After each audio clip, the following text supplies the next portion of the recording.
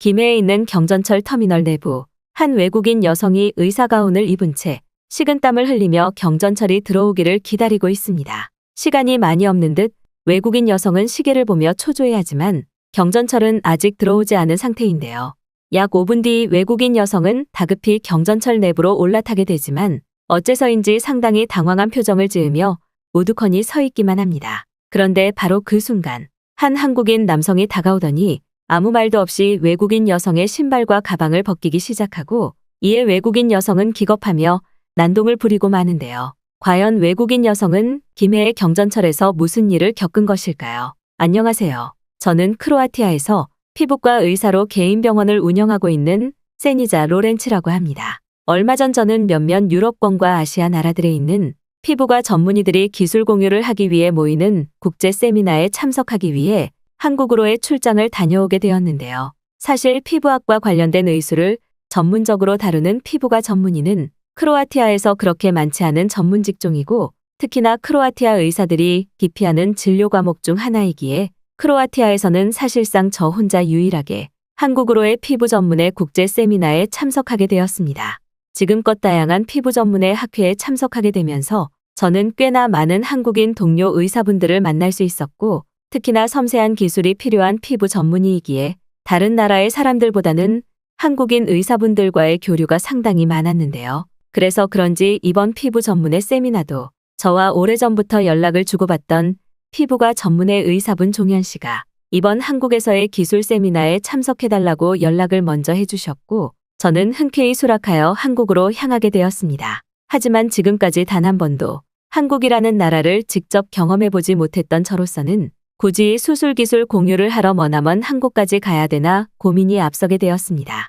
특히나 제가 운영하고 있는 병원은 크로아티아에서 유일하게 화상 피부 치료를 전문으로 다루는 병원이었기에 제가 없으면 언제 찾아올지 모르는 응급 환자를 다루는 것이 너무나 어려울 뿐만 아니라 저만이 다룰 수 있는 피부 전문의로서의 기술도 많은데 이러한 모든 것들을 감수하면서 한국으로 떠나는 것은 너무나 많은 용기가 필요했기 때문이죠. 사실 한국으로 가는 것에 제일 망설여졌던 것은 약 한 달 정도의 매우 긴 기간을 가지고 진행되는 의학기술 세미나였기에 나머지 시간은 무조건 한국에서의 여행을 통해 채워야 하는데 한국을 한 번도 경험해보지 못한 저로서는 한국에서 딱히 즐길 것이 그렇게 많아 보이지 않았기 때문입니다. 그런데 약 2주 뒤 큰 결심을 하고 한국의 인천공항에 도착할 수 있었던 저는 공항에 도착해 비행기에서 착륙하자마자 눈앞에 보이는 광경에 상당히 큰 충격을 받게 되었는데요. 제가 한국의 공항에 내리자마자 제일 먼저 기겁했던 건 비행장 활주로를 청소하고 있던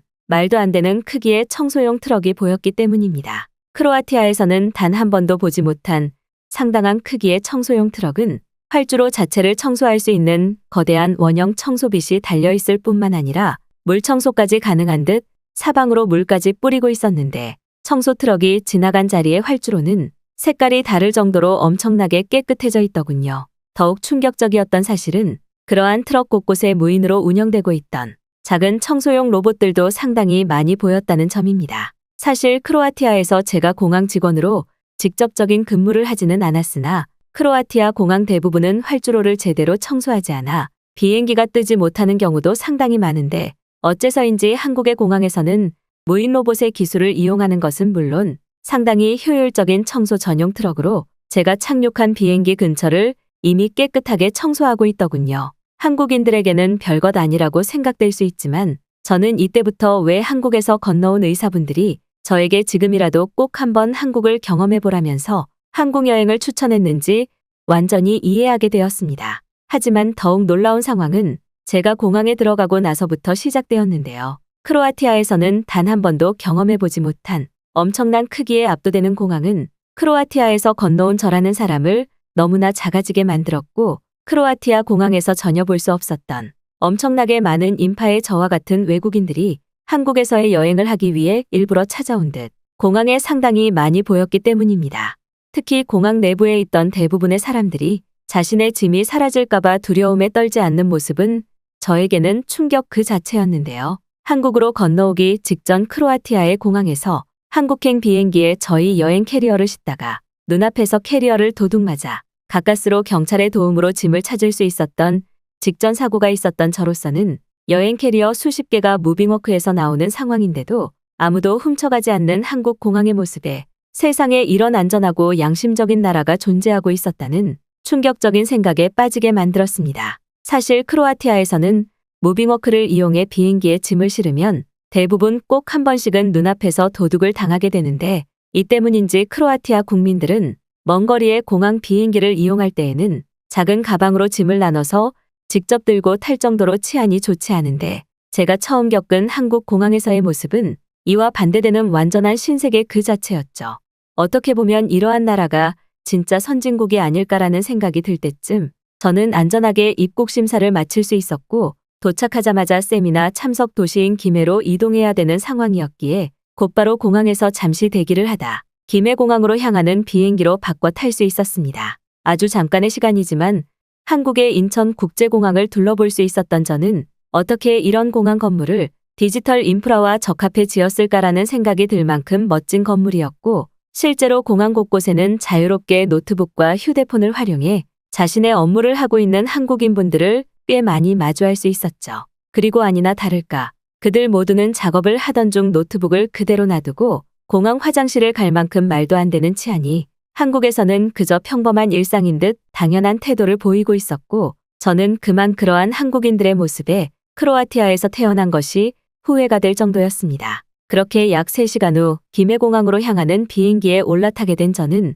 반복된 비행으로 곧장 잠에 들고 말았고 약 1시간 뒤 세미나 참석지인 김해공항에 착륙할 수 있었습니다. 사실 서울이 한국에서 제일 대중적인 도시로 알고 있었지만 실제 제가 마주한 김해공항과 김해라는 도시는 서울에서는 전혀 볼 수 없었던 또 다른 매력을 가지고 있었는데요. 다소 사람들도 많고 무언가 복잡한 느낌의 서울과 달리 김해공항은 마치 숲속에 쌓인 듯 조용하면서도 어느 정도의 유동 인구가 있었고 저는 이러한 김해공항의 모습에 만약 한국에서 산다면 이러한 편안한 곳에서 살고 싶다는 욕심마저 생기기 시작했습니다. 곧바로 의학기술 세미나 장소로 향해야 했던 저는 직접 저를 초대해 주신 한국인 의사분께 전화를 드렸고 한국인 의사분 종현 씨는 기다렸다는 듯 저희 전화를 받으시더니 저에게 모바일 지도를 보냈다는 말과 함께 김해에 있는 경전철을 타고 오면 공항에서 쉽게 올 수 있을 것이라며 늦어도 되니 천천히 오라고 하시더군요. 사실 어느 정도 말을 알아듣는 것만 가능한 한국어 실력을 갖추고 있던 저는 처음 들어보는 경전철이라는 단어에 다소 당황스러울 수밖에 없었습니다. 지하철은 들어봤어도 경전철이라니 조금 당황스럽기는 했지만 저는 곧바로 종현 씨가 보내준 모바일 지도를 켜고 근처의 한국인분들에게 길을 물어 경전철을 타는 곳으로 향하게 되었죠.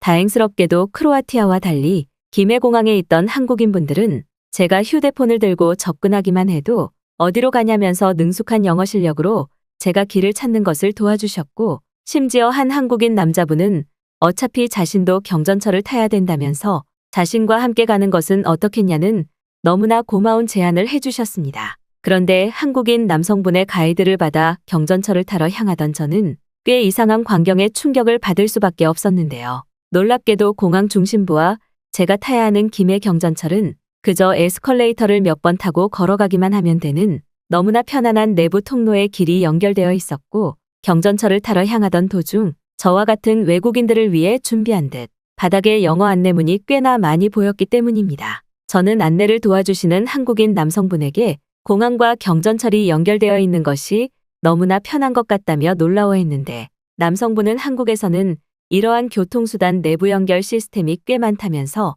지금처럼 밖에 비가 많이 오는 날에는 비를 하나도 맞지 않고 갈 수 있어서 너무나 편하다는 말과 함께 제가 태어난 고향에서는 혹시 이런 인프라가 되어 있지 않냐며 질문까지 하시더군요.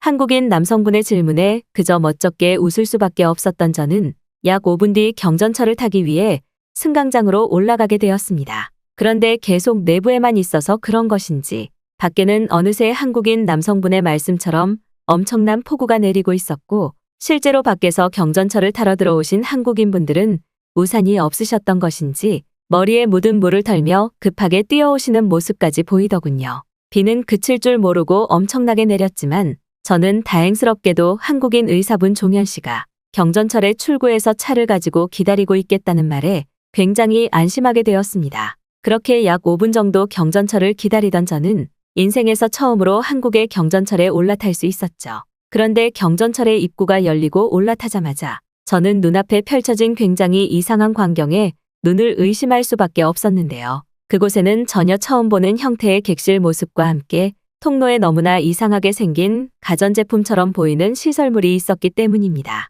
보통 대부분 지하철이나 기차는 평범한 객실이 앞쪽으로 쭉 붙어 있는 것이 보통인데 김해에 있던 경전철은 너무나 쾌적하게 양쪽으로 앉을 수 있게 좌석이 있는 것은 물론 경전철의 끝에는 급하게 노트북을 이용해 업무를 볼 수 있는 책상, 그리고 옆에는 마치 세탁기처럼 보이는 이상한 가전제품이 있었는데요. 저는 너무 당황스러워서 경전철 내부에서 얼어붙을 수밖에 없었는데 바로 그 순간 좌석에 앉아있던 한 한국인분이 자신의 겉옷을 벗어서 그 이상한 세탁기처럼 생긴 가전에 자신의 옷을 넣기 시작했습니다.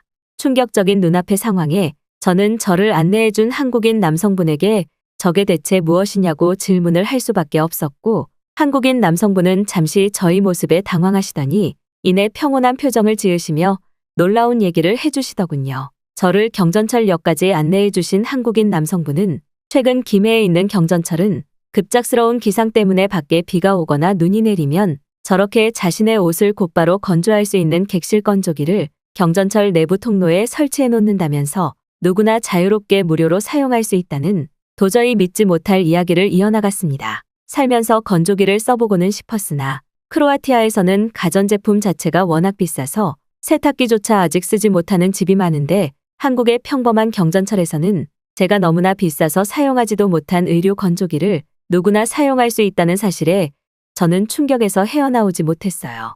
특히 방금 객실 건조기에 옷을 넣으셨던 한국인분은 약 10분 뒤 건조기에서 자신의 옷을 꺼내시더니 바로 직전까지 비에 젖어 있던 옷이 깨끗하게 건조되어 있는 것을 보시고는 흡족해하는 표정을 지으시며 곧바로 겉옷으로 걸치시더군요. 경전철이라는 특수한 지하철 시스템이 있는 것도 놀라운데 그러한 객실 내부에 누구나 사용할 수 있는 고급 건조기가 있다니 저로서는 놀라움의 연속이었지만 이내 저는 정신을 차리고 나도 한번 이용해봐야겠다는 생각에 금방까지 비에 젖어있던 제 스카프를 객실 통로 건조기에 넣게 되었죠. 저를 안내해주신 한국인 남성분은 미소를 보이시며 처음에는 객실에 있는 많은 사람들이 한 번에 건조기를 사용해서 관리가 되지 않을까 문제되는 의견도 있었지만 한국인들의 깔끔한 시민의식과 건조기 자체의 세탁과 항균 기능을 이용해 경전철 의류 건조기 시스템을 계속해서 유지하고 있다면서 마치 경전철을 관리하는 직원인 듯한 너무나 자세한 설명을 해주시더군요.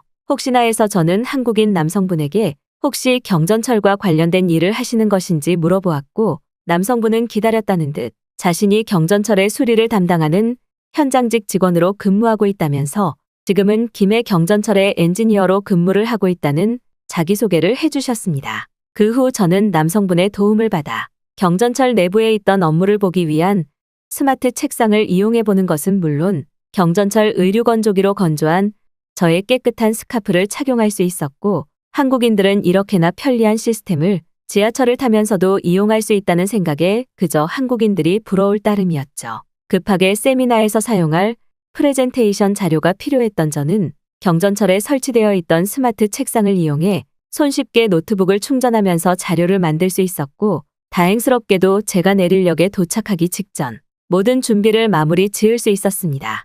경전철에 있던 의류 건조기로 깨끗해지고 향기가 나는 스카프와 함께하니 기분은 날아갈 듯했고 왜 그렇게나 세미나를 갈 때마다 한국인 의사분들이 한국은 꼭 한번 경험해보라고 했는지 충분히 이해할 수 있는 엄청난 선진국의 교통 인프라 기술 수준이었죠. 세미나에 참석하기 위해 경전철에서 내린 저는 한국인 남성분께 감사함을 표시하고 곧바로 세미나장으로 향했습니다. 다행스럽게도 비는 그친 상태였고 저를 기다리고 있던 동료 의사분 종현 씨의 도움으로 편하게 차를 타고 세미나장으로 이동할 수 있었죠. 약 한 달 동안 진행된 의료 기술 세미나에서도 아니나 다를까 섬세한 실력을 갖추신 한국인 피부과 전문의 의사분들은 저에게 많은 것을 가르쳐 주셨고 저 또한 제가 알고 있던 수술 노하우들을 세미나에서 선보이며 그렇게 한국에서의 한 달은 행복하게 흘러갔습니다. 중간중간 세미나가 종료되고 난 후 종현 씨와 함께 김해 이곳저곳을 둘러보던 저는 역시나 자연환경과 도시가 어우러진 한국의 모습에 큰 매력을 느꼈고 세미나가 끝나기 직전 마지막 날에는 진지하게 한국으로의 이민 방법을 찾아보게 되었죠. 같은 피부과 전문의 동료 종현 씨 또한 저에게 자세하게 의료인으로서의 한국 이민 방법을 찾아봐 주시면서 저에게 시간이 남으면 부산과 서울도 경험해보라며 여러 관광지들을 알려주셨고, 저는 이러한 한국인분들의 따뜻한 도움이 있는 한국이라는 나라가 더욱 좋아지게 되었습니다. 특히나 김해에 있던 연지공원은 매일 세미나가 끝난 후 저녁 시간에 레이저쇼가 펼쳐졌는데, 저는 한 달 중 며칠을 빼놓고는 전부 연지공원을 찾아갔을 정도로 한국의 공원은 너무나 아름다움 그 자체였죠. 현재는 어쩔 수 없이 다시 크로아티아로 돌아와 저를 기다리던 피부과 환자분들을 위해 힘쓰고 있지만, 저는 3년 내로 한국에 저희 피부과 병원을 차려 한국인으로서 살아가는 것이 인생의 꿈입니다. 서울에 있는 KTX 기차역. 아직 이른 새벽 시간이지만 기차역 내부에는 첫 기차의 출발을 기다리는 사람들로 넘쳐나는데요. 그런데 그러한 인파들 사이로 매우 수상한 행동을 하는 한 외국인 여성이 보입니다. 그녀는 기차를 타러 온 것이 아닌 다른 목적이 있는 것인지 기차가 승강장에 들어와도 타지 않고 보내버린 채 무려 3시간이 넘도록 기차 승강장 내부에서 화가 난 표정을 짓고 있는데요. 그리고 바로 그 순간 기차역을 순찰하던 보안 요원이 그녀에게 다가와 무언가를 손으로 가리키며 한마디를 건넵니다. 그의 말을 들은 외국인 여성은 갑자기 깜짝 놀라며 자신의 귀를 기차역 바닥에 가져다 대고는 알 수 없는 행동을 하기 시작하는데요. 과연 외국인 여성은 한국의 기차역에서 무슨 일을 겪은 것일까요? 안녕하세요. 저는 미국에서 소방관으로 근무하고 있는 리베카라고 합니다. 저는 얼마 전 한국에서 재혼 결혼식을 올린 친구 덕분에 인생에서 처음 한국이라는 나라를 경험하게 되었는데요. 사실 30년이 넘는 세월을 미국에서 살면서 한국이라는 나라를 아예 모르고 있었던 것은 아니었지만, 직접 한국이라는 나라를 가서 경험하게 된 것은 이번이 처음이었습니다. 평소 소방관으로 근무하는 저는 바쁜 소방관의 일 때문에 남들보다 정보를 아는 것이 많이 느렸고, 그 때문인지 평소 여행 한번 제대로 경험하지 못한 성실한 소방관 그 자체였죠. 하지만 얼마 전 저의 친한 친구였던 린다는 3년 동안의 결혼 생활을 이어나갔던 미국인 남편과 이혼을 하고 한국인 남자와 재혼 결혼식을 올리게 되었다며 뜻밖의 소식을 알려왔습니다. 제 친구들 중 그 누구도 순한 성격의 린다가 이혼을 할 줄은 몰랐기 때문에 전혀 예상하지 못했던 일이었고, 특히나 한국인과 결혼식을 올린다는 소식에 친구들 모두가 굉장히 놀란 반응을 보였죠. 린다는 저와 친구들에게 한국의 수원이라는 도시에서 결혼식을 올리게 되었다면서 그때 처음 자신의 한국인 남편을 보여주겠다는 말과 함께 저를 포함한 동창 친구들에게 재혼 결혼식에 꼭 참석해달라는 부탁을 하더군요. 하지만 한국으로 오는 비행기 티켓까지 주겠다는 린다의 부탁이었지만 어째서인지 저는 린다의 결혼식에 참석을 해야 되나 망설였던 것이 사실입니다. 소방관이라는 근무의 특성상 누군가가 빠지게 되면 그 자리를 채우기 위해 더 많은 중요 인력이 필요했고, 제가 한국으로 떠난 사이 그 자리를 대신해줄 근무자를 찾는 것은 너무나 어렵기 때문인데요. 하지만 20년지기 친구의 부탁을 거절할 수 없다고 생각한 저는 소방대장에게 요청해 다행스럽게도 근무자 대타를 구할 수 있었고, 그렇게 저는 인생에서 처음으로 한국이라는 나라로 향하게 되었습니다. 사실 한국에 대해서는 친구들에게 몇 번 얘기만 들었을 뿐 전혀 알지 못했던 저는 미국이 꽤 살기 좋은 선진국인데 한국이 뭐 별다른 게 있겠어라는 생각으로 단순히 린다의 결혼식만 참석하고 곧바로 미국으로 돌아오기 위해 돌아오는 비행기마저 모두 예약을 마친 상태였죠. 그런데 처음 도착한 한국의 공항을 마주한 순간 저는 알 수 없는 화가 나기 시작했습니다. 평소 미국에서 태어나고 자부심이 있었던 저에게 미국보다 더 좋아 보이는 한국의 공항은 저를 당황하게 만들었는데요. 특히 소방관으로 근무를 하던 저는 한국의 공항에 도착하자마자 매우 이상한 광경을 마주할 수 있었습니다. 입국 심사를 마치고 한국의 공항 내부로 들어온 저는 소방관의 근무 복장을 입은 사람들 수십 명은 물론 뜬금없이 군복을 입은 군인들이 소리를 지르며 공항 내부에 있던 사람들을 통제하고 있는 광경을 마주했기 때문입니다. 평소 미국에서 이러한 상황이 펼쳐지면 무조건 도망치라는 교육을 받아온 저는 그 광경을 마주한 순간 들고 있던 여행 가방까지 버리고 공항에 있던 근처 한국인들에게 당장 도망치라며 소리를 지르기 시작했습니다. 미국에서는 이러한 위험한 난동이 하루가 멀다 하고 발생하는 나라였던 것은 물론 실제로 많은 피해자도 나오는 경우가 있기에 소방관이었던 저는 용기를 내서 공항 내부에 있던 한국인들에게 위험을 알렸고 알 수 없는 두려움에 식은땀까지 흘러내리더군요. 그런데 이상하게도 한국인들은 저를 안타까운 눈빛으로 바라볼 뿐 그 누구도 도망치지 않았습니다. 그리고 바로 그때 누군가 저희 어깨를 두드리더군요. 뒤를 돌아보니 그곳에는 직전까지 위험한 상황을 통제하고 있던 전투복을 입은 한국인 군인분이 있었고 저에게 혹시 외국인이냐는 질문을 영어로 건넨 뒤 믿을 수 없는 이야기를 하기 시작했습니다. 놀랍게도 제가 마주한 광경은 한국의 공항에서 펼쳐진 실제 난동이 아닌 그것을 대비하기 위한 훈련이었던 것이죠. 미국에서 소방관으로 근무하던 저는 이러한 실전 훈련은 미국에서 들어본 적도 없을 뿐더러 방금까지 훈련을 진행했다던 한국의 군인과 소방관분들은 실전과 다름없는 비싼 장비들을 공항 통로에 전부 꺼내놓았기에 미국에서 번번이 발생하는 실제 난동 상황이라고 판단한 저였지만 그러한 모든 것은 그저 훈련에 불과했던 것이었죠. 한국이 미국보다 후진국이라고 생각하고 그로 인해 당연히 치안도 좋지 않을 거라고 생각하고 있던 저는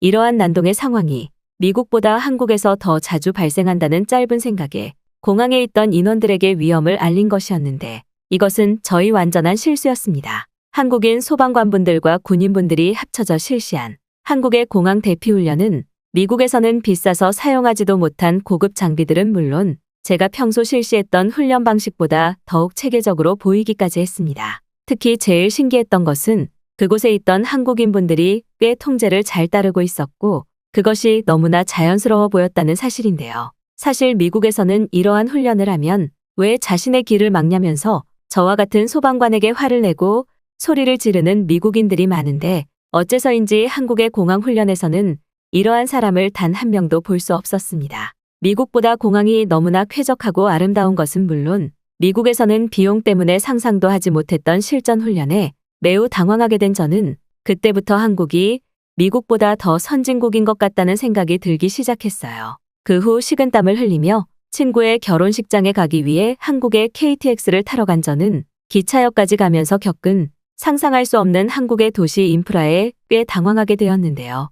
기차를 타기 위해 한국의 지하철을 이용했는데 특이하게도 지하철은 제가 타려는 KTX역과 내부 통로로 연결되어 있어서 추운 날씨였음에도 너무나 이동하는 것이 편했기 때문입니다. 미국에서는 딱히 기차와 지하철의 레일 구분이 없는 것은 물론 이러한 문제 때문에 기차가 제대로 도착하지 않거나 운행이 중단되는 경우도 많은데 한국에서는 지하철에서 내린 뒤 정확한 시간에 맞춰 기차역으로 이동이 편한 것뿐만 아니라 이러한 통로로 인해 외부에서 비가 오거나 눈이 와도 아무런 불편함 없이 안전하게 기차역으로 이동할 수 있었죠. 생각해보면 너무나 단순한 것인데 미국에서는 전혀 볼 수 없는 이러한 편의시설에 저는 한국이라는 나라에서 사는 한국인들은 참 살기 편하겠다는 생각마저 들었습니다. 특히나 더욱 충격적이었던 것은 기차역 내부로 들어갔을 때인데요. 미국에서는 기차역 내부라고 해봐야 그저 기차를 탈 수 있는 공간과 잠깐 앉아서 쉴 수 있는 간이 형식의 의자가 전부인데 제 눈앞에 펼쳐진 기차역은 공항과 다를 것이 없는 엄청난 크기의 백화점처럼 보였기 때문입니다. 식당과 카페 심지어는 헬스장까지 기차역 내부라고는 믿어지지 않을 만큼 엄청난 시설들이 모여 있었고 심지어 한쪽에는 미국에서는 보기조차 힘들었던 비싼 컴퓨터를 자유롭게 사용할 수 있는 무료 인터넷 카페가 설치되어 있더군요. 기차를 기다리면서 밥도 먹을 수 있고 심지어 커피까지 마실 수 있는 상황에 저는 그저 한국은 너무나 편하다는 생각이 들었고 특히나 이렇게나 많은 가게가 모여 있는데도 굴러다니는 쓰레기가 없는 한국의 기차역에 큰 충격을 받았습니다. 기차표를 확인하기 전에 잠깐 기차역에 있던 화장실에 들어간 저는 미국에서 30년이 넘는 세월을 살아오면서 보았던 화장실 중에서 제일 깨끗하고 쾌적한 화장실을 마주할 수 있었지만 한국인들은 그저 그것이 평범한 일상인 듯 차분한 표정으로 화장실을 이용하고 있더군요. 다소 당황하기는 했지만 친구의 결혼식에 가는 것이 급선무였던 저는 곧바로 기차를 타기 위해 기차 승강장 외부로 올라가게 되었습니다. 그런데 기차 승강장 외부로 올라간 저는 계단을 올라가자마자 보이는 이상한 시설물에 눈을 의심할 수밖에 없었는데요. 그것은 멀리서 봤을 때는 그저 컨테이너 건물처럼 보였는데 이상하게도 투명한 유리로 이루어져 있었고 그 안에는 사람으로 보이는 의문의 형체들이 가득 있었습니다. 꽤 추운 겨울 날씨였지만 살아생전 처음 보는 시설물에 식은땀이 흘러내렸고 저는 혹시나 하는 마음에 의문의 투명 시설물로 이동하게 되었어요. 그런데 놀랍게도 그 투명 건물 안에는 한국인들 수십 명이 앉아 있었고 심지어 그들은 도대체 어떻게 한 것인지는 모르겠으나 투명한 벽에서 나오는 충전기로 노트북과 휴대폰을 충전하고 있었습니다. 도저히 믿을 수 없는 상황에 저는 용기를 내어 투명한 시설물 안에 있던 한국인 여성분에게 지금 기차역에 있는 이곳은 뭐 하는 곳인지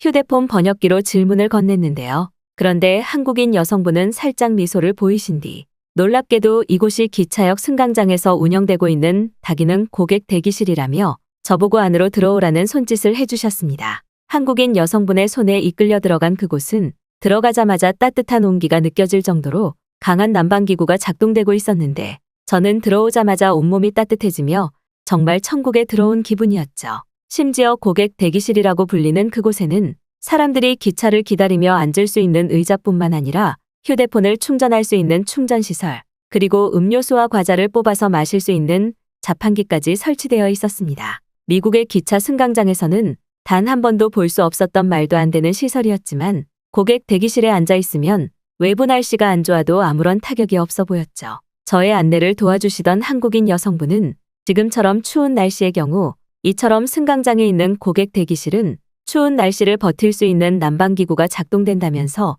아무리 추워도 이곳에만 있으면 기차가 올 때까지 견딜 수 있다는 충격적인 설명을 이어나가셨습니다. 특히나 저는 그곳에서 아무런 비용을 지급하지 않고 충전기를 사용할 수 있다는 사실에 또 다른 격차를 느끼고 말았는데요. 한국인 여성분은 모든 시간을 사용할 수 있는 것은 아니나 특정 시간을 이용해 휴대폰 충전이 급한 사람들만 사용할 수 있는 시스템으로 운영되고 있다는 세부적인 설명을 한 뒤 저에게도 휴대폰을 한번 꽂아보라며 충전기를 건네주셨습니다. 꽤 전문적인 설명에 저는 혹시나 신뢰가 되지 않는다면 직업이 무엇인지 그녀에게 휴대폰 번역기로 질문을 건넸고 역시나 그녀는 예상대로 자신이 한국의 기차를 운영하는 회사 중 한 곳에서 근무를 하고 있다는 소개와 함께 아직 기차가 올 때까지 시간이 좀 남았으니 정거장을 소개시켜주겠다면서 따뜻한 커피를 뽑아 저를 밖으로 데리고 나가더군요. 그런데 놀라운 상황은 거기서 끝나지 않았습니다. 평소 소방관으로 근무해오던 저는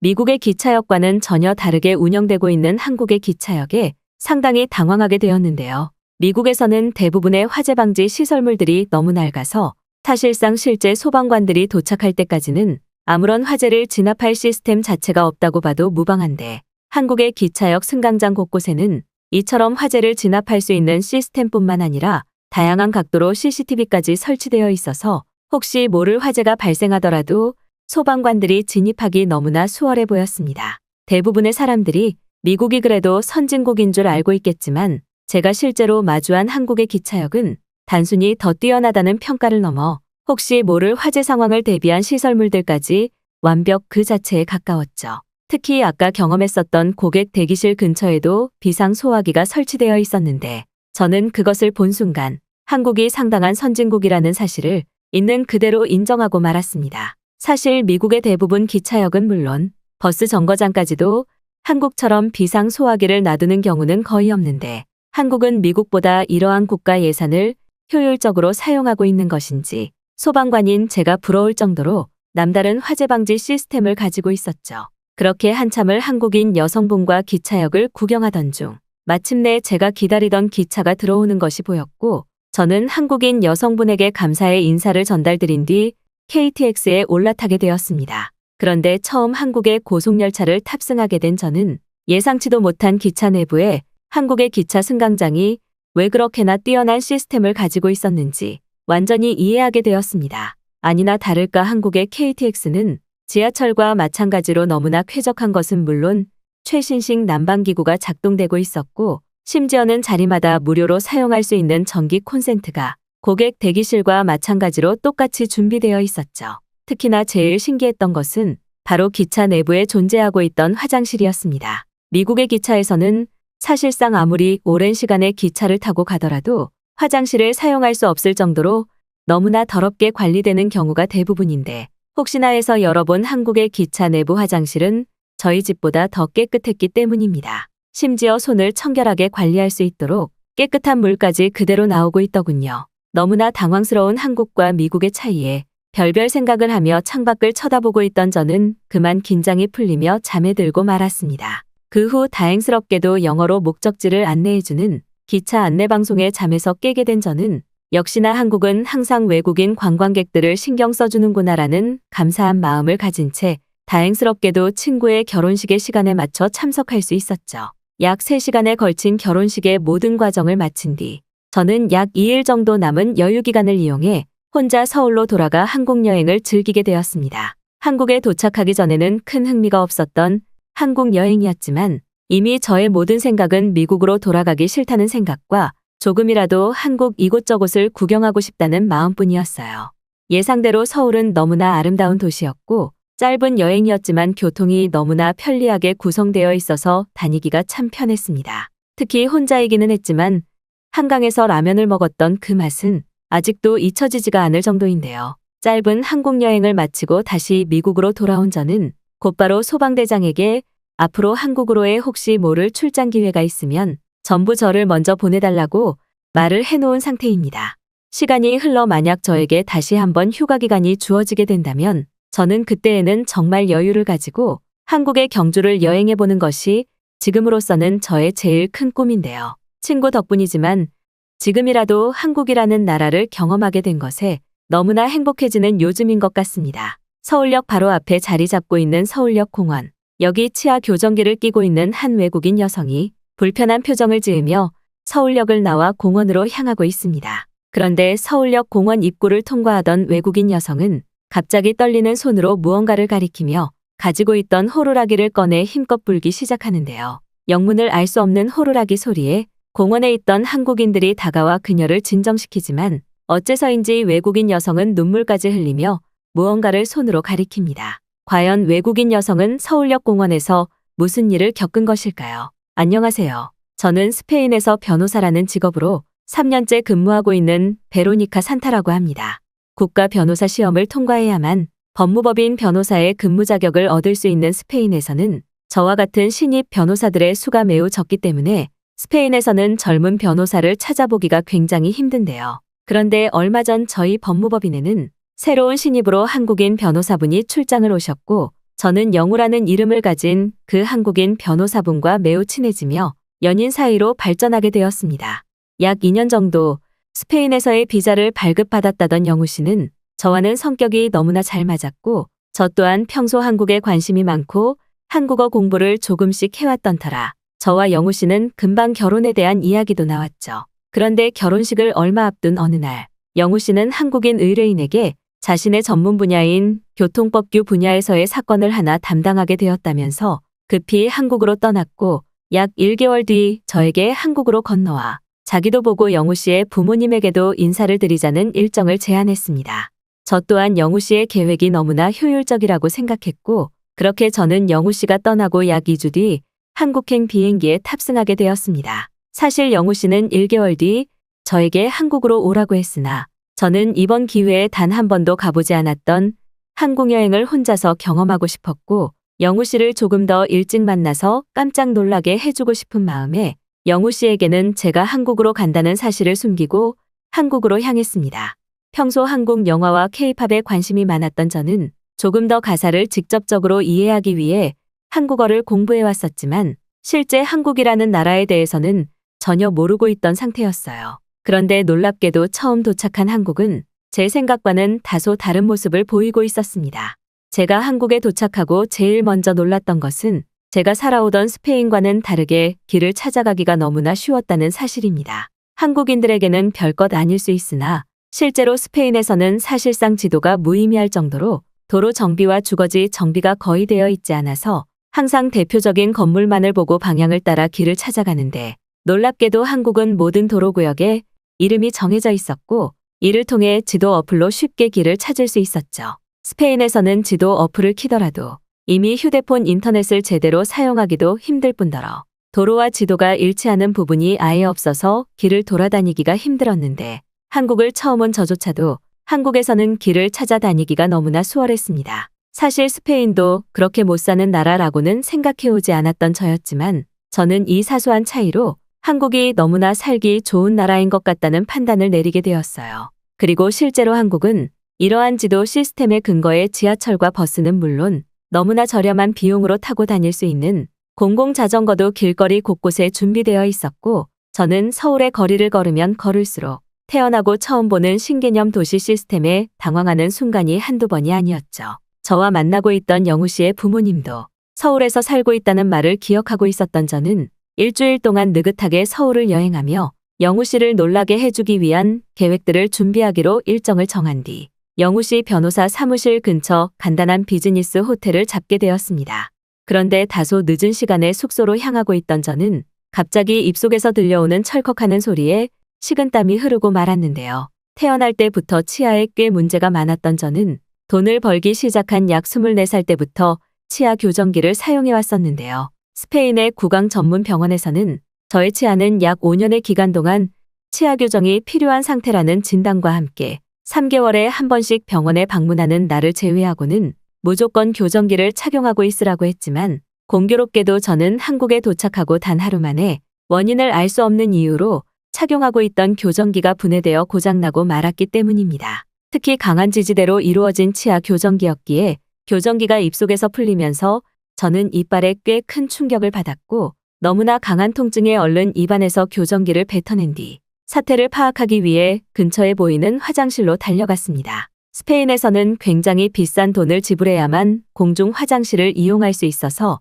한국도 이와 비슷할 것이라고 생각했던 저는 화장실로 달려가며 한국 돈으로 환전한 동전들을 주머니 속에서 찾고 있었지만 화장실 입구에 다다른 순간 한 한국인이 아무런 돈을 내지 않고 화장실로 들어가는 장면을 보게 되었습니다. 저는 설마 하는 생각이 들었지만 돈을 내지 않고 화장실을 이용하다가 순간 범죄자가 될 수도 있다는 생각에 치아 교정기의 고통을 참으면서 또 다른 한국인이 화장실로 들어가는 것을 기다렸고 약 2분 뒤 화장실이 급한 듯 달려온 한 한국인은 아니나 다를까 아무런 돈도 내지 않고 똑같이 화장실로 들어가 버리더군요. 아무리 한국이 선진국이라지만 돈을 내지 않아도 이론적으로 하루에 무제한 사용이 가능한 한국의 공중 화장실에 저는 감동의 눈물을 흘리며 화장실로 바로 들어갔고 화장실 거울을 통해 저의 치아 교정기와 치아의 상태를 확인해 나갔습니다. 하지만 매우 절망스럽게도 치아 교정기는 완전히 분해되어 제 손으로는 더는 고칠 수 없는 단계였고 저는 단 3일만 착용하지 않아도 원래의 치열로 돌아오는 치아 교정의 특성을 알고 있었기에 1초라도 빨리 또 다른 치아 교정기를 준비해야만 했죠. 하지만 스페인의 구강구조 전문 병원에서조차도 제 치아에 맞는 치아 교정기를 만드는 것에 약 2개월의 시간이 소요됐었기 때문에 저는 머나먼 타국인 한국에서는 도저히 방법이 없다는 결론에 다다랐고 그만 화장실 벽을 붙잡은 채 눈물을 흘리고 말았습니다. 물론 영우 씨에게 전화를 걸어서 도움을 청할 수도 있었겠지만 영우 씨에게 전화를 해도 한국에서 저의 치아에 맞는 치아 교정기를 만드는 것은 불가능에 가까운 것이 뻔한 상황이었고 저는 어쩔 수 없다는 마음에 공원 화장실을 나와 허탈한 마음으로 공원 벤치에 앉아 있었습니다. 그런데 벤치에 앉아 공원을 가만히 살펴보니 공원 건너편 건물들에 치과만 전문적으로 모여있는 특이한 건물이 보이더군요. 스페인에서는 구강구조 전문병원을 이용하려면 무려 3시간의 거리를 이동해 특정 도시지역으로 가야만 이용할 수 있었는데 놀랍게도 한국은 공원에 앉아 있어도 보이는 평범한 길거리에 전문적인 치과병원 건물이 자리를 잡고 있었습니다. 어쩔 수 없다는 생각이 들기도 했지만 저는 그래도 물어는 보자는 생각에 빠른 걸음으로 공원 건너편에 있던 치과 건물로 들어가게 되었죠. 그런데 그저 길거리에 있던 한국의 치과로 들어간 순간 저는 입구에서부터 크게 당황하게 되었습니다. 한국말을 어느 정도 공부했었던 저는 치과의 입구에 적혀 있던 치아 교정 하루 만에 복구 가능이라는 문구를 보게 되었고 저는 도저히 믿을 수 없는 상황에 곧장 치과 안으로 들어가 한국인 상담사분에게 부서진 저의 치아 교정기를 보여드리며 상황을 설명하게 되었죠. 그런데 놀랍게도 데스크에 앉아 계시던 한국인 상담사분은 별것 아니라는 반응과 함께 바로 진료실로 들어가실게요라며 저를 의사분에게 데려가시더군요. 스페인에서는 이처럼 진료를 받는 것만 해도 예약을 하지 않으면 사실상 3시간은 기본으로 기다리거나 무작정 찾아간 그날에 병원 진료를 못 받을 가능성도 높은데 한국에 있는 그 치과 병원은 어째서인지 들어가자마자 1분 만에 의사 선생님을 만날 수 있었습니다. 그런데 제 상식을 무너뜨린 더욱 충격적인 상황은 그 다음이었는데요. 부서진 치아 교정기를 내미는 저희 모습에 한국인 의사분께서는 제 치아를 한번 보시고는 바로 새로 해드릴게요라며 제 이빨을 부드러운 의료용 지점토에 찍어 가셨고 놀랍게도 20분 정도만 기다리면 교정기는 바로 나오니 그 사이에 치아 교정이 잘 되었는지 상태를 한번 봐주겠다는 놀라운 진단을 해주셨습니다. 스페인에서는 2개월이나 걸리던 치아 교정기 만드는 과정을 한국에서는 20분밖에 소요되지 않는다니 저는 도저히 믿을 수 없는 상황에 의사 선생님의 손을 붙잡고 지금 부서진 교정기는 스페인에서 2개월 동안 만든 것인데 진짜 20분이 걸리는 것이 사실이냐며 끊임없는 질문을 쏟아내고야 말았습니다. 그런데 한국인 치과 의사 선생님께서는 다소 뿌듯한 표정을 지으시더니 아마도 스페인에서는 곧바로 병원에서 만들 수 있는 기술이 없어서 그랬을 가능성이 높다면서 이제 15분 정도만 있으면 새로운 교정기가 나올 테니 안심하라며 저를 진정시켜 주었고 심지어는 지금껏 제가 끼고 다니던 스페인 병원에서 만들어준 치아 교정기가 다소 잘못된 부분이 많아 더 오래 착용했으면 오히려 치아가 뒤틀릴 수도 있었을 것이라는 충격적인 추가 진단을 하시더군요. 시간이 더 오래 걸려서 만들었는데 심지어 그러한 치아 교정기가 잘못 만들어졌다니 저로서는 한국이 아무리 선진국이라지만 믿을 수 없는 상황들의 연속이었고 너무나 친절하게 저희 치아 사진을 보여주시며 어디가 문제이고 앞으로의 교정은 어떻게 해야 되는지 너무나 세부적으로 알려주시는 한국 치과 의사분의 모습에 저는 스페인이라는 나라 자체에 실망감을 가지게 되었습니다. 특히나 더욱 놀랐던 것은 이러한 간단한 치료를 그저 길거리에 있던 치과병원에 들어왔을 뿐인데 바로 받을 수 있었다는 사실이었죠. 그리고 놀랍게도 약 10분 뒤 데스크에 계시던 병원 직원분은 저에게 새로운 치아 교정기를 가져다 주셨고 저는 의사 선생님의 지도로 제 치아에 완전히 일치하고 올바른 교정을 해줄 수 있는 교정기의 착용 방법까지 들을 수 있었습니다. 한국에서는 단 30분도 되지 않는 시간으로 저에게 딱 맞는 치아 교정기 치료를 이어받을 수 있었던 저는 그럼 스페인에서의 3년의 세월은 대체 뭐였을까라는 후회감마저 밀려오더군요. 그리고 병원에서 나온 저는 제가 생각하던 것과 달리 한국이 다른 나라들과는 차원이 다르다는 선진국이라는 생각을 확신하게 되었고 눈에 보이는 서울 이곳저곳을 돌아다니기 시작했습니다. 제가 서울을 돌아다니면서 느꼈던 또 다른 것은 서울의 도시 인프라가 너무나 편리하게 구성되어 있었다는 사실입니다. 사실 한국에 오기 전에는 저희 연인이었던 영우 씨가 한국도 그저 스페인과 다를 것 없는 평범한 나라라고 했었지만 제가 실제 눈으로 보고 겪은 한국은 길거리의 한 블록마다 제가 들렀었던 치과와 비슷한 병원들이 줄을 이어 자리 잡고 있었고 생활에서 필수품을 편하게 살 수 있는 편의점들도 꽤 많이 보였는데요. 스페인에서는 평범한 시장 거리를 한번 보더라도 인근에 마트가 없는 경우가 많아 차를 타고 멀리 이동해야만 하는 것이 필수적이었는데 한국에서는 차를 탈 필요 없이 언제 어디서나 대형마트가 근처에 있었고 편의점은 자기 집 바로 앞에 있을 정도로 살기 너무나 편리하게 도시가 만들어져 있었죠. 특히나 저에게 또 다르게 다가왔던 것은 한국의 길거리에는 외국인 관광객들을 노리는 범죄 조직이 전혀 없었다는 사실입니다. 스페인에서 거주하지 않는 사람들은 모르겠지만 스페인의 중심 수도나 중요 도시들에는 항상 외국인 관광객들이 많이 지나다니는 곳에 관광객의 가방이나 귀중품을 훔치기 위한 전문적인 범죄 조직이 존재하는데 어째서인지 한국은 이러한 범죄자처럼 보이는 사람들을 단 한 번도 마주하지 않았습니다.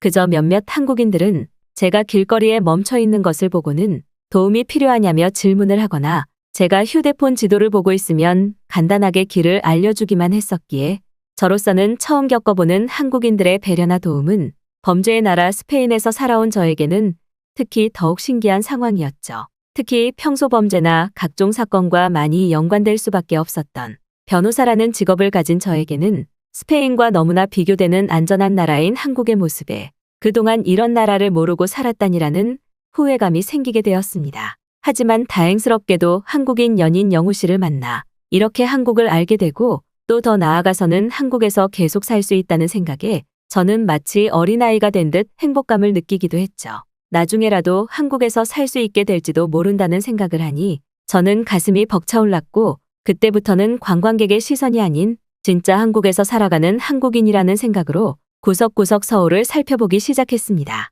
그때 당시 저와 똑같은 변호사라는 직업을 가지고 있던 영우 씨의 서울 사무실을 알고 있었던 저는 약 일주일 뒤 영우 씨를 찾아갈 생각이었지만 영우 씨에게 너무나 해줄 말이 많았기에 간단히 도시락이라도 싸줄 겸 마트를 방문하게 되었죠. 제가 머물고 있던 호텔에서는 간단한 요리가 가능했었기에 저는 마트에서 재료들을 사기 위해 영우 씨가 좋아하는 음식들로 장을 보기 시작했습니다. 스페인에서는 겪어보지 못한 깨끗하고 쾌적한 마트의 모습에 저는 너무나 신기하고 구경할 것이 많았지만 시간이 그렇게 많이는 없었기에 빠르게 필요한 물품들을 구매했고 약 30분 만에 장을 전부 보고는 계산대로 향하게 되었죠. 처음에는 간단한 것만 사려고 했지만 어째서인지 계산대로 향했을 때에는 카트가 넘칠 정도로 물품들이 담겨 있었습니다. 너무 많이 샀나라는 생각에 잠깐 계산대에서 뺄까 생각도 했지만 저는 그래도 일주일 정도 한국에서 머무른다는 생각에 아무런 고민 없이 마트의 물품을 전부 구매하게 되었죠. 그런데 그렇게 평범한 계산을 이어나가던 찰나 계산대에 계시던 아주머니께서는 갑자기 모든 계산이 끝난 뒤 혹시 저에게 차를 들고 왔냐고 물어보시더군요. 저로서는 당연히 차가 없는 상황이었기에 아니라고 대답하니 갑자기 한국인 아주머니께서는 그럼 지금 이렇게 많은 걸 들고 갈 수 있겠냐면서 당황스러운 반응을 보이셨습니다. 당연히 저희 손으로 들고 가야 하는 것이 맞는 상황이었지만 저는 혹시나 하는 마음에 그럼 혹시 다른 방법이 있는지 질문을 드렸고 그러자 갑자기 한국인 아주머니께서는 앞에 보이는 양식의 주소를 적어주면 1시간 내로 배달을 해준다는 충격적인 방법을 말씀해 주시더군요. 마트에서 산 물품을 1시간 이내의 시간에 주소지로 배달해 준다니 저로서는 믿기 힘들 정도의 편리한 시스템에 한국은 원래 모든 마트가 이런 시스템을 가지고 있냐고 질문을 했는데 아주머니께서는 다소 당황한 듯 당연히 무거우니까 못 들고 가지라며 저보고 무거우니 물건을 전부 들고 가지 말고 배달로 받으라는 따뜻한 말을 하셨습니다. 스페인에서는 들어보지도 못한 마트의 일일 배달 시스템에 저는 너무나 당황하게 되었고 한국인들이 이렇게나 편리한 삶을 살고 있었다는 생각에 스페인에서의 인생을 전부 부정당하는 느낌까지 들더군요. 그리고 실제로 많은 양의 물품을 구매했지만 저는 너무나 가벼운 몸으로 호텔에 도착할 수 있었고 이미 호텔에 도착했을 때에는 2시간 내에 도착한다는 아주머니의 말과는 달리 단 30분도 되지 않은 시각에 이미 저희 물품들이 전부 도착해 있었습니다. 저는 이때 정말 큰 충격을 받았고 곧장 사진을 찍어 영우 씨에게 제가 한국에 왔다는 사실과 마트의 일일 배송 시스템이 말도 안 된다는 놀라운 반응까지 보였습니다. 일주일의 한국 여행이 끝난 후 저는 제가 근무하고 있던 스페인 법무법인에 연락해 약 1개월 정도의 추가 휴가를 부여받았고 지금은 휴가 기간을 이용해 한국에서의 외국인 전문 변호사 일자리를 알아보고 있습니다. 한국에서의 생활에 너무나 큰 매력과 편의성을 느낀 저는 앞으로 영우 씨와 함께 아마도 한국에서 쭉 살아갈 것 같네요. 서울 김포공항 근처에 있는 한 교차로 6교. 이제 막 한국에 도착한 듯한 외국인 커플이 커다란 여행 가방을 들고 다니며 6교로 걸어가고 있습니다. 그런데 웃음이 나야 하는 여행길이지만 어째서인지 외국인 커플은 가던 걸음을 멈추고 갑자기 6교 계단 앞에서 말싸움을 하기 시작하는데요. 결국 외국인 여성은 분노를 주체하지 못해 여행 가방과 남자친구를 뒤로 하고 6교 계단을 뛰어 올라가고 맙니다. 그런데 바로 그 순간 6교 계단을 올라가던 외국인 여성은 갑자기 당황한 듯한 표정을 지으며 계단 아래쪽에 있던 남자친구를 다급히 부르는데요. 과연 외국인 커플은 한국의 6교에서 무슨 일을 겪은 것일까요? 안녕하세요. 저는 영국 런던에서 상업 건축가로 활동하고 있는 엠마 피어슨이라고 합니다. 저는 불과 얼마 전 사랑하는 사람과 인생에 한 번뿐인 결혼식을 올린 매우 행복한 신혼부부의 삶을 살고 있습니다. 하지만 그때 당시 저와 똑같이 건축가로 활동하는 남편뿐만 아니라 저 또한 회사에서의 밀린 업무가 너무 바빠서 제대로 된 신혼여행을 가지 못했었죠. 약 2개월 후 서로의 바쁜 업무가 어느 정도 처리되고 나자 남편은 저에게 지금이라도 하와이로 신혼여행을 가자며 저를 설득했고 저 또한 너무나 기분 좋은 마음에 흔쾌히 남편의 제안에 동의하고 하와이로의 신혼여행을 준비하게 되었습니다. 개인 건축가로 활동하는 남편은 별다른 일이 없었지만 저는 그때까지도 한 디자인 회사와 사옥 건물에 대한 프로젝트가 진행 중이었고 하와이 신혼여행에 대한 계획은 모두 남편에게 맡긴 채 나머지 일 처리를 진행했어요. 그리고 약 3주 뒤 신혼여행 당일 남편은 자신만 믿고 따라오라며 피곤함에 지쳐있던 저는 물론 저의 짐까지 모두 챙겨 곧바로 공항으로 향했고 저는 조금 있으면 하와이에 도착한다는 생각에 곧바로 비행기에서 골아 떨어지고 말았습니다. 그런데 잠에 빠져들고 얼마나 시간이 지났을까라는 생각이 들 때쯤 남편은 저희 어깨를 흔들며 다급히 저를 깨우더니 당황스러운 표정을 보이며 무언가 잘못됐다는 하소연을 하기 시작했습니다. 피곤한 마음에 조금 짜증이 나기는 했지만 저는 마음을 진정시키고 천천히 말해보라고 남편을 다독였고 남편은 너무나 충격적인 말을 내뱉고 말았습니다. 남편은 자신이 분명히 하와이행 항공권을 예매했다고 했는데 지금 현재 저희가 타고 있는 비행기가 이제 곧 한국에 착륙한다는 어처구니 없는 말을 하더군요. 저는 너무나 당황스러운 마음에 지금 우리가 한국으로 가고 있다고라며 벌컥 화를 내고 말았고 도저히 이해할 수 없는 상황에 한숨이 절로 나왔습니다. 살면서 한국이라는 나라를 몇 번 들어보기는 했으나 세부적으로 어떤 나라인지 정확하게 알지 못하고 있던 저는 하와이로의 신혼여행이 끝장난 것 같아 마음이 진정되지 않았어요. 그러는 사이 저와 남편이 타고 있던 비행기는 한국의 한 공항에 착륙하고 말았고 저는 이제 어쩔 수 없다는 생각에 남편의 손을 이끌고 비행기에서 내리게 되었습니다. 하와이로 간다는 남편의 계획에 무려 2주 이상의 휴가를 냈던 저는 분이 풀리지 않았고 곧바로 남편을 통해 다시 돌아가는 비행기 표를 알아봤지만 여행 성수기라 그런지 그 어떠한 항공권도 급하게는 예매할 수가 없는 상황이더군요. 인생에서 처음 있는 신혼여행을 망치고 싶지 않았던 저는 곧 마음을 다잡고 남편을 설득해 남은 휴가 기간을 전부 한국에서 지내자는 제안을 했습니다. 사실 한국에 대해 전혀 알지 못하고 있던 저로서도 하나의 도전이었지만 어쩔 수 없는 상황이었고 그렇게 저는 남편의 손을 붙잡고 공항의 입국 심사를 밟아 나갔죠. 그런데 한국의 공항 중앙통로로 들어온 순간부터 저는 무언가 이상하다라는 감정을 느끼기 시작했는데요. 어째서인지 한국의 공항은 제가 태어난 영국 런던의 공항보다 더욱더 거대한 규모를 가지고 있었고 충격적일 정도로 공항이 너무나 깨끗하고 쾌적했기 때문입니다. 누군가에게는 별것 아닐 수 있겠지만 실제 런던의 공항은 공항 내부에 쓰레기가 굴러다니거나 담배꽁초가 그대로 있는 경우가 많은데 이상하게도 한국의 공항에서는 이런 쓰레기 자체를 볼 수가 없었습니다. 그리고 바로 그때 저는 한국의 공항에 있던 수백 명 이상의 밝은 표정을 하고 있는 외국인들이 보였습니다.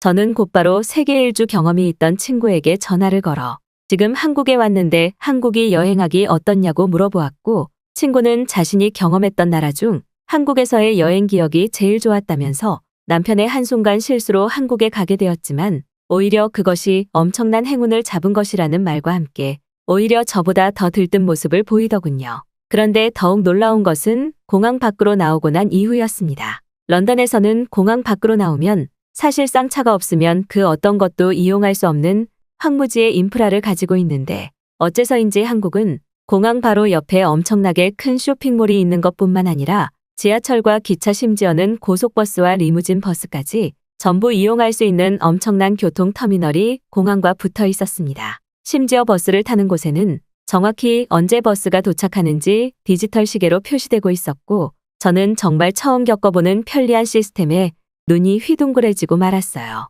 남편도 저와 같은 놀라움을 느꼈는지 바로 직전까지 주눅이 들어있던 표정은 완전히 사라져 있었고 오히려 뿌듯한 표정을 지으며 저에게 하와이보다 한국이 더 좋은 것 같은데라며 당당한 태도를 보였습니다. 내친 김에 남편과 저는 지하철을 타고 한국의 중심 수도 서울로 가보기로 했고 바로 그날 인생에서 처음 제대로 된 지하철을 이용할 수 있었습니다. 런던에도 지하철이 있기는 하지만 한국의 지하철은 영국과는 아예 차원이 다른 수준이었는데요. 제가 제일 놀랐던 것은 바로 지하철 내부에서 저와 같은 여행객을 위한 짐을 보관할 수 있는 장소가 있다는 사실과 거기 있던 승객 중 그 누구도 그것을 훔쳐가려고 하지 않았기 때문입니다. 심지어 지하철 내부에서 다음 정차역이 어떤 역이고 몇 분 뒤 도착하는지 공항의 버스와 똑같이 디지털 시계는 물론 외국인을 배려한 외국어까지 표시되는 디지털 안내판은 정말 충격 그 자체였죠. 지난 30년의 세월 동안 영국이 정말 선진국이라고 생각했지만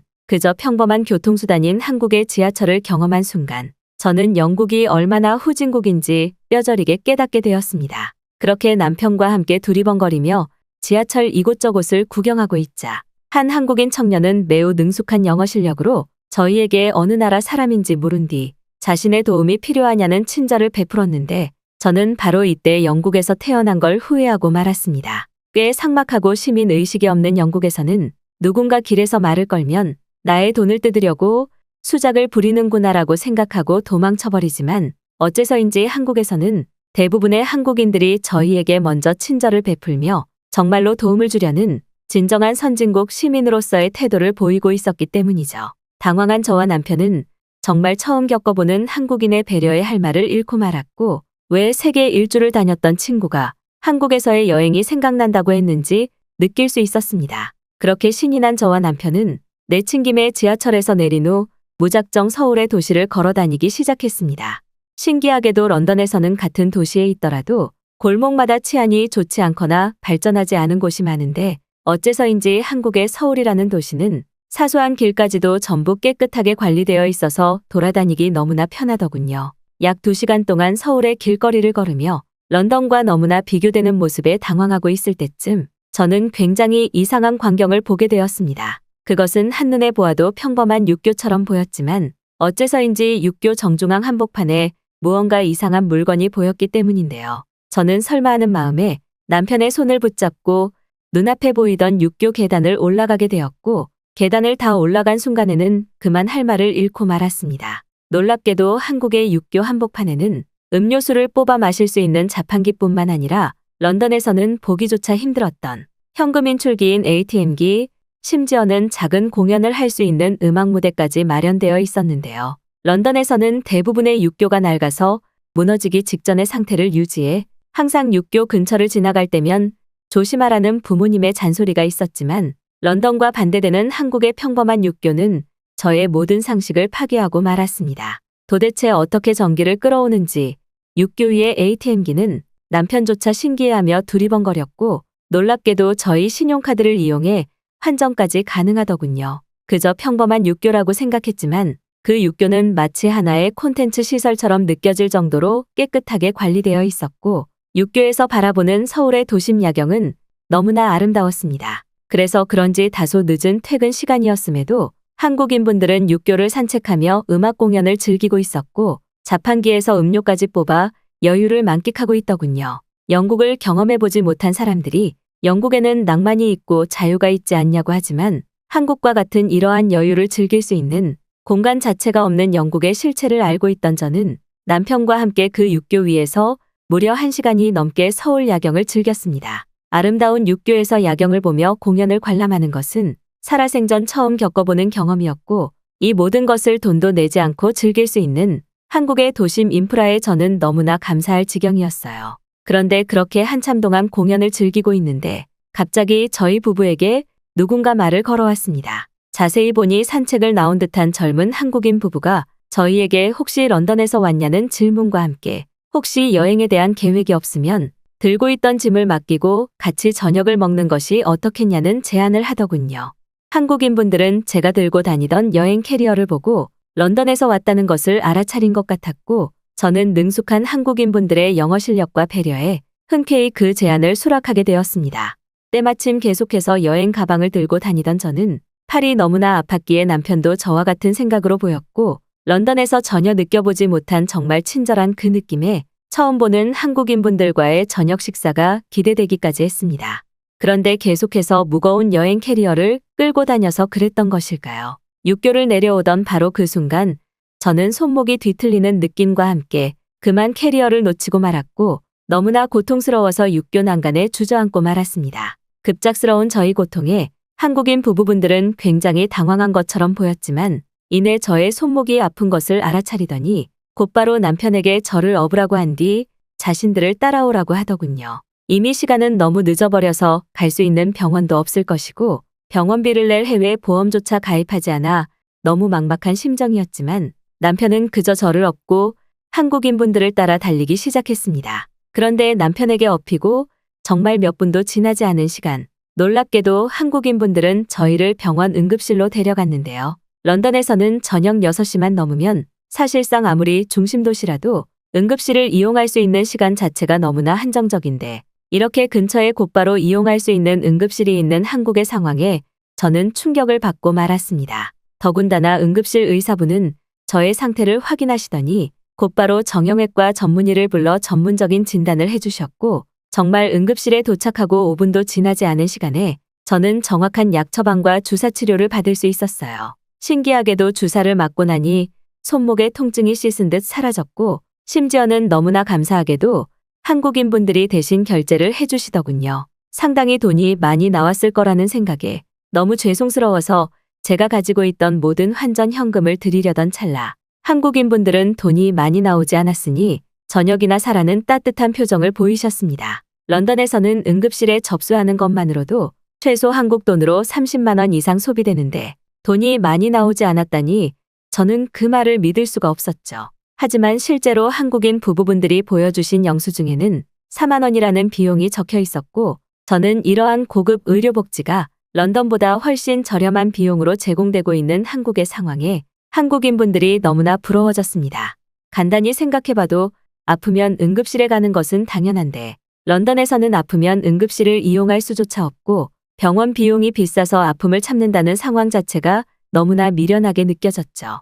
너무나 고마운 마음에 저와 남편은 한국인 부부분들에게 고기를 사드리기로 했고 한국인 부부분들의 추천으로 근처 한우 식당에 가서 함께 식사를 나눴습니다. 저는 고기를 구우며 한국인 부부분들에게 한국인들은 그럼 아프면 곧바로 병원에 치료를 받을 수 있냐고 물어보았고 제 질문을 들으신 한국인 부부분들은 굉장히 의아한 표정을 지으며 그럼요 그건 당연하죠라는 행복한 표정의 대답을 하시더군요. 아마 런던에서 제가 손목을 다쳤다면 그저 손목이 저절로 나을 때까지 미련하게 참았을 것인데 한국에서는 곧바로 가까운 응급실에 치료를 받은 탓인지 손목을 다친 지 1시간도 되지 않아 모두 나아버린 상황에 저는 그저 기가 막힐 노릇이었습니다. 아주 잠깐이지만 혹시나 그 한국인 부부분들이 저의 아픈 손목을 이용해 짐 가방을 훔쳐가지는 않을까라고 생각했던 저에게 좌절감마저 느껴질 정도로 저는 한국에 대한 무지함에 그분들에게 굉장한 미안함을 느꼈어요. 특히나 거기에 더해 응급실의 비용이 이렇게나 싸다니 한국에서는 이렇게 병원을 운영해도 남는 것이 있을까라는 생각마저 들었습니다. 한국인 부부와의 행복한 식사를 마친 저와 남편은 그분들에게 감사의 마음으로 저희 부부의 건축 사무실 명함을 드린 뒤 혹시나 건축과 관련된 문제가 생기거나 제안할 것이 있다면 저희에게 연락을 달라는 감사함을 표했고 한국인 부부분들은 저와 남편이 건축가라는 사실에 꽤 놀라신 것 같았지만 이내 악수를 청하시며 서울에서 꼭 가봐야 하는 관광장소 몇 군데를 알려주시더군요. 그렇게 약 2주의 시간 동안 남편과 함께 서울을 여행하던 저는 시간이 지나면 지날수록 저희 부부가 하와이로 가지 않았다는 사실에 하늘을 날듯이 기뻤습니다. 물론 하와이에 갔었다면 조금 더 휴양지다운 느낌은 났겠지만 어디서나 편하게 여행할 수 있고 누군가 저희 물건을 훔칠 염려 없이 쾌적하게 다닐 수 있다는 것은 한국에서만 느낄 수 있는 특권과 다름이 없었죠. 심지어 하늘에 석양이 생긴 시간, 남편과 함께 한국인 부부분들이 알려준 한강 풀밭에 도착한 저희 부부는 하와이에서조차 느낄 수 없는 그 아름다운 강과 사람들의 행복한 모습에 그만 넋을 잃고 말았습니다. 한국에서 거주한다면 이러한 여유와 도시 인프라가 모두 당연하구나라는 생각이 들면서 한국으로의 이민은 어떨까라는 생각이 들 정도였죠. 특히나 저희 부부의 큰 고민이었던 아이가 생겼을 때의 의료복지에 대한 문제도 한국에서는 전혀 문제가 되지 않았습니다. 그리고 약 2주간의 여행이 끝나기 전 마지막 날, 저와 남편은 서울의 한 건축 사무실에 명함과 이력서를 제출하게 되었습니다. 한국에서의 우연한 여행 이후 한국 이민을 시도해보자는 저와 남편의 똑같은 생각에 시도한 첫 번째 도전이었고 저와 남편은 현재 그 결과를 기다리고 있어요. 물론 한국의 건축 사무실에 합격하지 않더라도 저와 남편은 1년 내에 한국으로의 직업 이민을 성공시키는 것이 현재 제일 큰 목표입니다. 지금은 런던으로 돌아와 있지만 아직도 저는 저희 손목을 볼 때면 너무나 편하게 이용할 수 있었던 한국의 응급실 시스템과 인프라가 떠오르네요.